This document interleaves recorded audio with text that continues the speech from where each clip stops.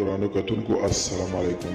زه محمد سلمان همدرد د حق غږ پښتو چینل خبري لنډیز کې ستاسو قربا اوس تاسو پام را اړوم د مهمو خبرونو لنډیز ته. دفاع وزارت ادعا کوي چې ګنې د القاعده مهم مشر ابو محسن المصري غزني کې د افغان ځواکونو عملیاتو کې وژلي. ملګرو ملتونو وایي افغانستان کې د هم ښکېلې خواوې د لیبیا په څېر دایمي اوربند وکړي.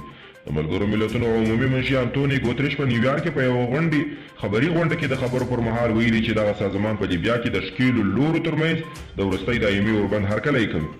د پاکستان د بهرنیو چارو وزیر محمود قریشي په تازه څرګندونه کې ویلي چې په افغانستان کې د سولې له هر ډول هڅو سره همکار لري، خو یو شمېر کړۍ شته چې د سولې بهیر مخالفت کوي.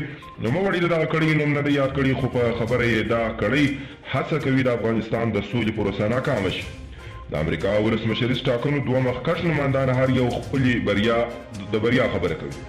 او د وال سټریټ ژورنال ورځپاڼه وایي د ټرمپ حکومت په دې لټه کې دی چې د امریکا له ولسمشریز ټاکنو وړاندې په ایران یو شمېر بندیزونه ولګوي، خو د جو بایډن په راتګ سره د دغو بندیزونو لرې کول به د راتلونکي حکومت لپاره ستونزې رامنځته کړي.